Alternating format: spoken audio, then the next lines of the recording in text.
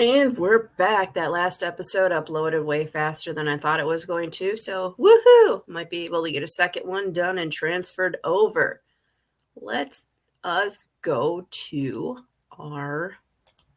Well, let me go to my page here. Yeah. And Bible Journey, Genesis Part 5. There we go.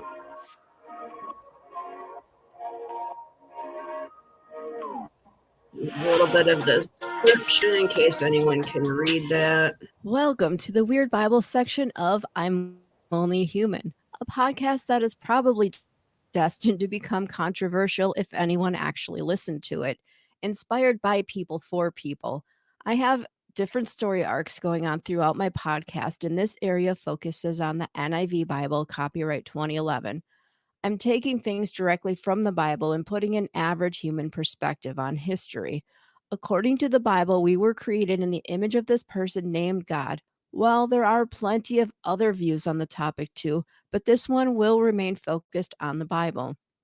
I feel the repetition of human emotions and behaviors that preceded all the foolishness that has led to the culture of our modern world has been greatly overlooked.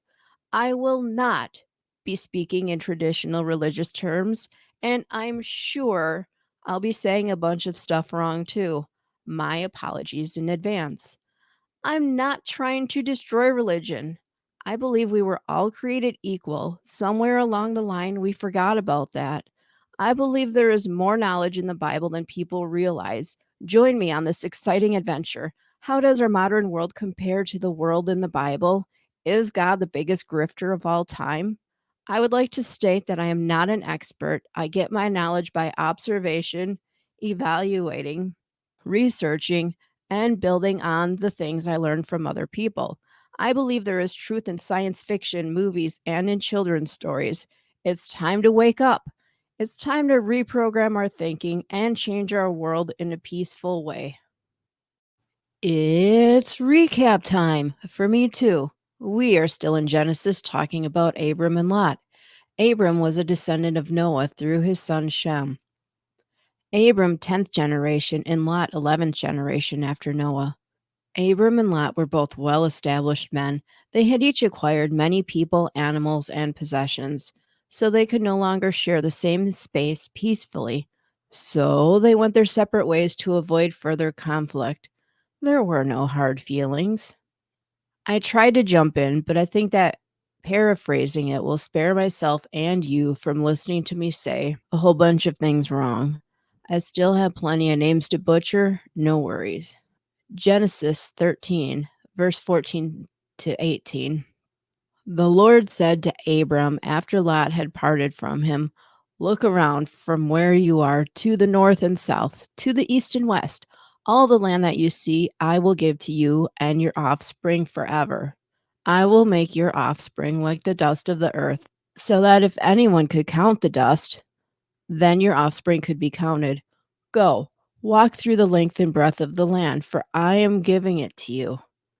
So Abram went to live near the great trees of Mamre at Hebron, where he pitched his tents. There he built an altar to the Lord. End verse. I'm attempting to create a cohesive picture of these historical events. I want to remember the characters and where they fit in. Remember earlier in Genesis when Noah cursed his grandson Canaan to be the slaves of his brother and uncles? It was all because Canaan's father Ham saw Noah naked, passed out from his wine. Ham went to tell his brothers Japheth and Shem rather than cover Noah himself.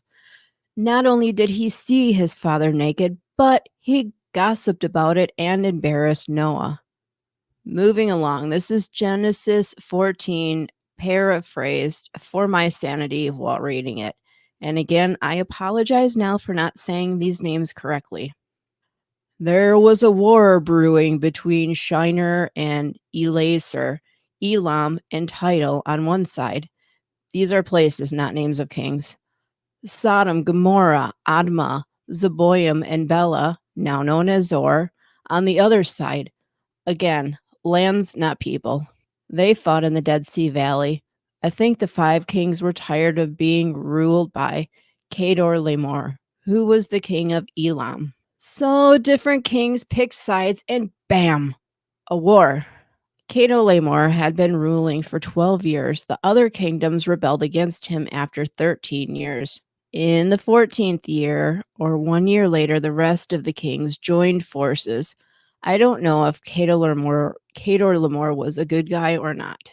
Then they, the good guys, went out and defeated the Rephites, Ashtaroth Carneum, the Zuzites in the land of Ham, the Emites in the land of Shava, Kirithium, the Hortites in the hill country of Seir.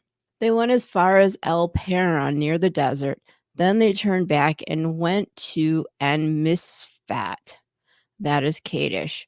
And they conquered the whole territory of the Amalekites, as well as the Amorites, who were living in Hazan Tamar.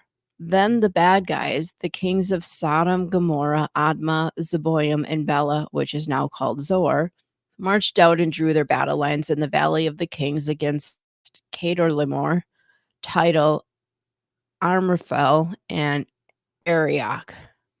4 kings versus 5. The valley of Siddim was full of tar pits. When the kings of Sodom and Gomorrah fled, some of their men fell into the tar pits, and the rest fled to the hills. The 4 kings seized all the goods of Sodom and Gomorrah along with all their food. Then they went away. They also carried off Abram's nephew Lot and his possessions, since he was living in Sodom at the time. A little side note here, the Bible just mentioned the tar pits, and I only bring this up because tar pits are associated with the dinosaur days, and they just got a mention in the Bible. I know that there is truth in the Bible. It's hard to figure out the truth under all the bias of the people that wrote it. Anyway, getting back to this, someone had escaped this battle and went to find Abram, who was living near the great trees of Mamre. The Bible stated that Abram was a Hebrew for some reason, too. I think I'm going to put a pin in that thought because I'm sure it means something significant. Genesis 14, verse 13. A man who had escaped came and reported this to Abram, the Hebrew. Now Abram was living near the great trees of Mamre, the Amorite, a brother of Eshcol and Aner, all of whom were allied with Abram. End verse. Like with any tight-knit family, Abram freaks out and takes off to rescue his nephew Lot. He brings 318 trained men with him. All these men were born in Abram's household, or they are part of his community somehow. Abram found Lot in the town of Dan. He divided up his men and attacked at night. He pursued these people as far to Hobah, which is north of Damascus. Genesis 14, verse 16. He recovered all the goods and brought back his relative Lot and his possessions together with the women and the other people. End verse. That seemed like a pretty tense situation. So then what? Like, do Lot and Abraham just walk away free and clear of any retaliation? Let's find out. The Bible didn't even say why there was a war to begin with, other than corruption earlier. Genesis 14, 17 to 21. After Abraham returned from defeating Kedorlaomer and the kings aligned with him, the king of Sodom came out to meet Abram in the valley of Shava. Again, that is the king's valley. Then we'll just call him the king of Salem, brought out bread and wine. He was a priest of God Most High, and he blessed Abram, saying, Blessed be Abram by God Most High, creator of heaven and earth. And praise be to God Most High, who delivered your enemies into your hand. Then Abram gave him a tenth of everything. The king of Sodom said to Abram, Give me the people and keep the goods for yourself. But Abram said to the king of Sodom, With raised hand I have sworn an oath to the Lord, God Most High, creator of heaven and earth, that I will accept nothing belonging to you, not even a thread or the strap of a sandal, so that you will never be able to say, I made Abram rich. I will accept nothing, but what my men have eaten, and the share that belongs to the men who went with me to Eshcol and Mamre, let them have their share. Genesis 15. Summary of events. So after this event happened, I guess the Lord came to Abram in a vision. They had a discussion, and Abram was complaining because he was still childless. And yet the Lord promised him that his offspring shall be as numerous as the stars in the sky. Abram still had doubts, and he wanted to know how he would know for sure about the son. So the Lord asked him to bring a heifer, a goat, and a ram, each 3 years old, along with a dove and a young pigeon. So Abram brought all these things to him, cut them in halves, except for the birds. Then he arranged the halves opposite each other, but he didn't cut the birds in half. When the birds of prey came down, he drove them away. Nothing was happening, and nothing was happening. And then Genesis 15, verse 12 to 21. As the sun was setting, Abram fell into a deep sleep, and a thick and dreadful darkness came over him. Then the Lord said to him, know for certain that for 400 years your descendants will be strangers in a country not their own, and they will be enslaved and mistreated there. But I will punish the nation they serve as slaves, and afterward they will come out with great possessions. You, however, will go to your ancestors in peace and be buried at a good old age. In the 4th generation, your descendants will come back here, for the sin of the Amorites has not yet reached its full measure. When the sun had set and darkness had fallen, a smoking fire pot with a blazing torch appeared and passed between the pieces. On that day, the Lord made a covenant with Abram and said, to your descendants I give this land, from the Wadi of Egypt to the great river, the Euphrates, the land in the Kenites, Kenzanites, Cadmonites, Hittites, Perizzites, Raphaites, Amorites, Canaanite, Girgashites, and Jebusaites. End verse. Now that that is established, Abram needs to create some children, but how? Remember his wife Sari? It was mentioned way back in the previous podcast that she was unable to conceive a child. Since Abram was a wealthy man, he had his own slaves. His wife also had her own slaves. Today, those might be called something different, like a housekeeper, nanny, cook, and butlers, perhaps. So here comes some poor judgment due to desperate thinking and impatience. Remember, things that happen on God's time are different than human time. Although these people lived a very long time, it seems like the job of the female was to have as many kids as possible. If that didn't happen by a certain age, the female was considered barren. But keep in mind, these people had kids well into their 300s and stuff. Enter the start of some more drama. Hagar was an Egyptian slave/servant of Sari. Sari figured that she would use Hagar to help her husband conceive a child, so he would have an heir of his own flesh. I guess in vitro wasn't heard of yet. Anyway, Abram did as his wife suggested. I'm sure he didn't need much convincing. Of course, Abram knocked up the slave, and then the slave started to despise Sari. Genesis 16, verse 5 and 6. Then, I'm sorry. Then Sari said to Abram, you are responsible for the wrong I am suffering. I put my slave in your arms, and now that she knows she is pregnant, she despises me. May the Lord judge between you and me. Your slave is in your hands. Do with her whatever you think best, Abram said. Then Sarai mistreated Hagar, so she fled from her. This was a bad idea from the start. The whole thing was on Sarai for sending her slave to her husband.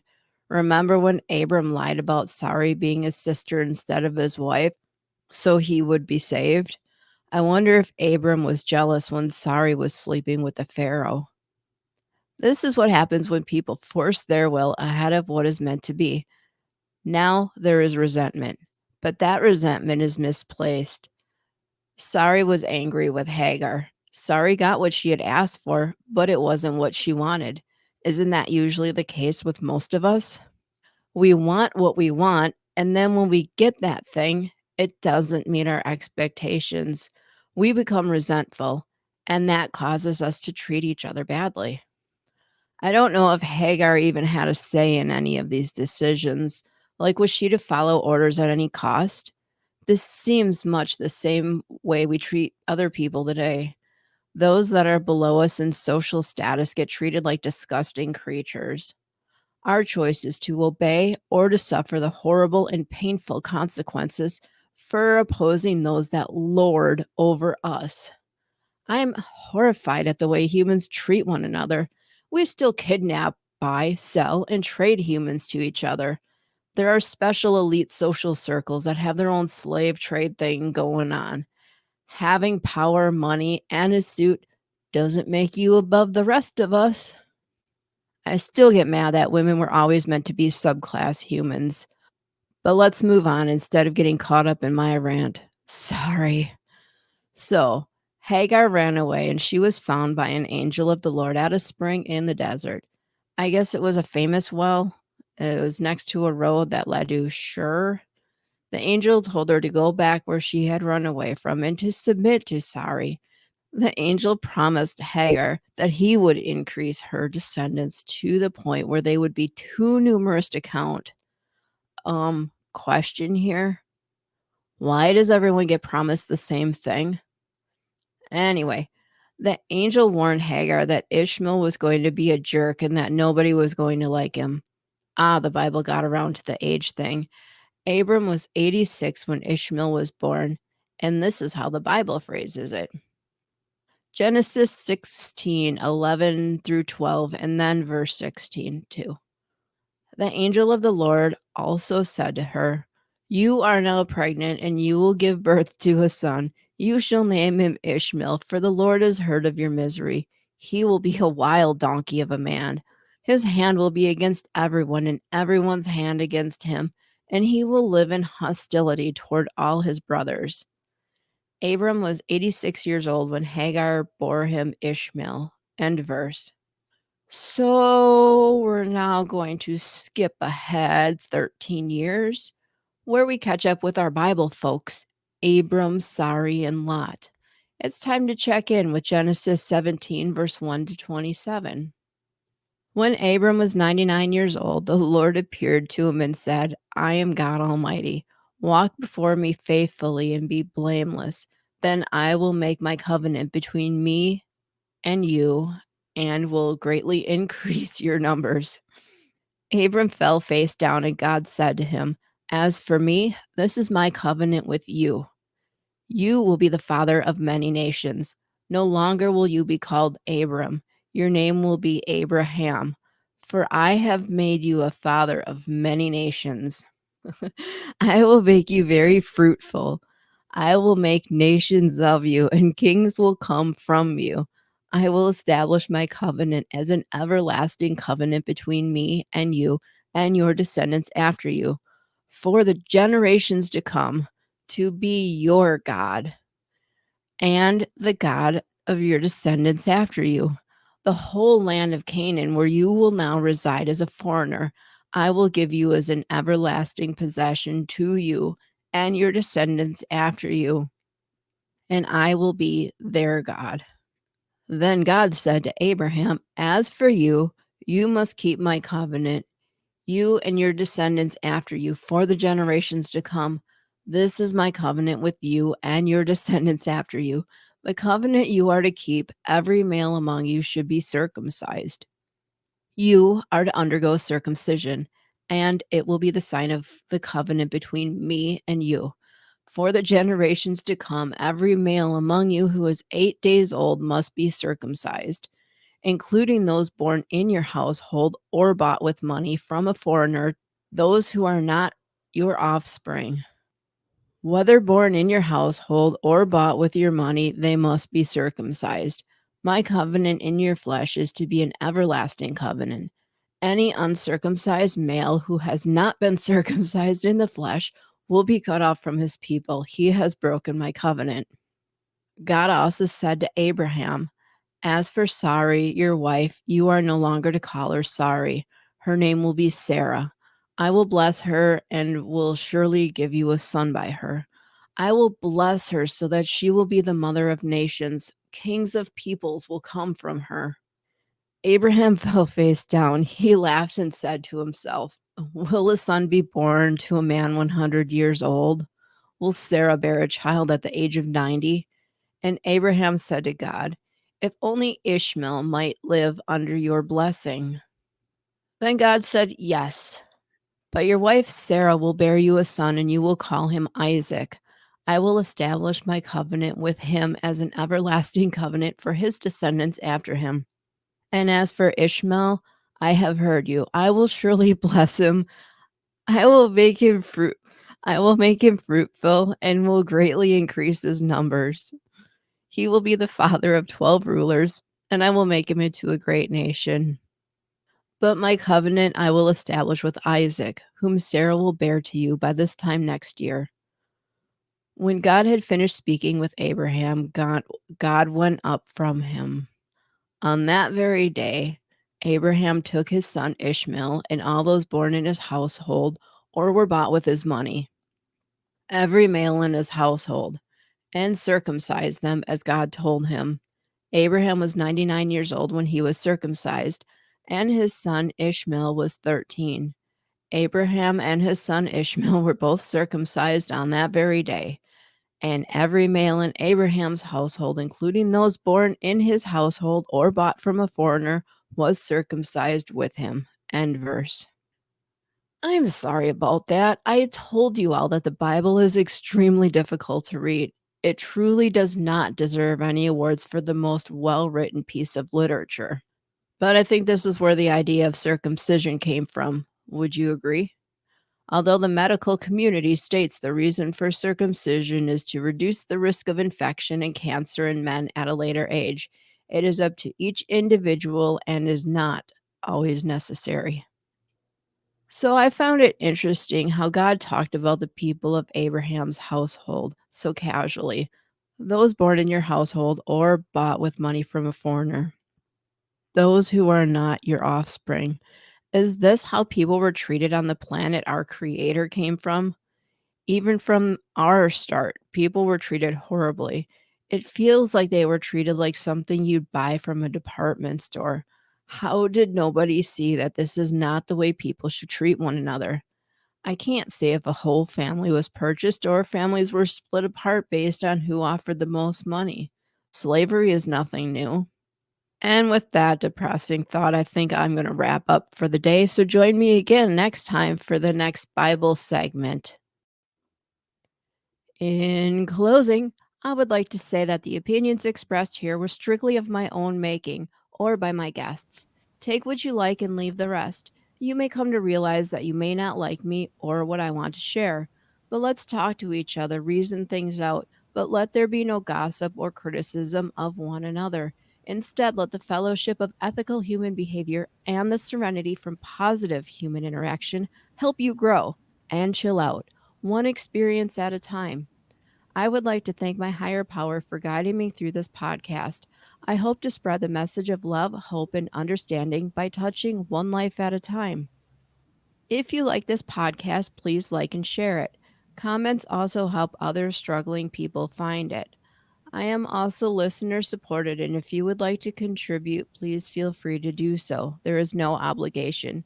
If you would like to share feedback, you can email me at averagehumanbeing1875@gmail.com. There is also a link you can click if you'd like to send a voice message and add to the content of the show.